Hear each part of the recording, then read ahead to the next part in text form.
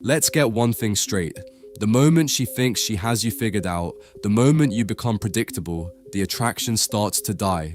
Disrespect, indifference, being taken for granted, it all begins with one simple mistake.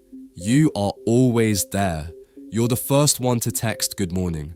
You answer her calls on the first ring. You flood the silence with conversation because you're terrified she'll get bored. In the name of being the loyal, attentive guy, you dissolve into the background of her life. You become familiar, expected, like the furniture in her room. And in the world of attraction, familiarity is where power goes to die. Forget what they told you. Power isn't about being the loudest man in the room. It's a silent, lethal understanding of respect, and it is cultivated only through strategic absence. When you step back, you create a void. Nature abhors a vacuum, and her mind will rush to fill it with thoughts of you. Your silence will become louder and more intriguing than your words ever were. When you are not there, your value is no longer just assumed, it's actively felt. This isn't about playing childish games or disappearing to punish her. This is about control, not control of her, but control of the dynamic. You don't use distance to hurt her, you use it to remind her and yourself of your value.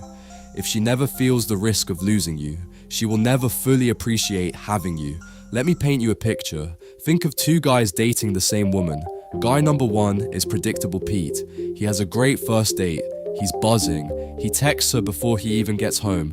Had the most amazing time tonight. You're incredible. When can I see you again? The next morning. Good morning, beautiful. He likes all her stories. He responds to her texts in under a minute. He's always available. For the first week, she feels flattered.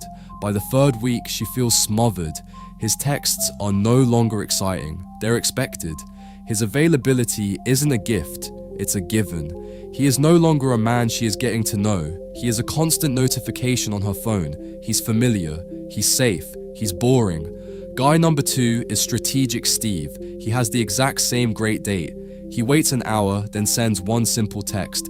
Tonight was fun. Get home safe. And then, silence. He disappears into his own life. He doesn't text good morning. He doesn't watch her stories. He creates a space. In that space, her mind goes to work. Did he have as good a time as I did? He seemed like it. Why isn't he texting? He must be busy. What's he busy with? He's probably not even thinking about me. Now, she's the one reaching. She's the one investing mental energy. When he finally reaches out 2 days later with a decisive, "Free Thursday, let's go to that spot we talked about," his text feels like an event. His presence feels valuable because his absence was felt. See the difference? Pete flooded the moment and became predictable. Steve controlled the proximity and became intriguing. You need to become the man whose absence carries weight. During a conversation, when the energy is high, be the first to end it. Say, "Hey, I've got to run, but this was good. Talk later." Leave her wanting more, not feeling like she's had her fill of you. In a social setting, don't be the guy who shadows her all night. Arrive, make a powerful impression, connect, and then circulate. Let her see you from across the room, confident and engaged in your own world. Let her feel your presence even when you're not next to her. When she's emotional or creating drama over text, don't get sucked into the 3-hour back and forth. That's her world of chaos. Send one calm, framing message. This isn't productive. Let's talk when we can actually connect. I'm heading out. You are not punishing her. You are demonstrating that your peace and time are too valuable to be wasted on low-quality communication. Your absence from the argument is more powerful than any point you could have made within it. You are not ordinary, so stop acting like you are easily accessible. Leave the room before she starts looking at her phone. Go quiet before she stops listening intently. Make your full attention a reward, not a default setting.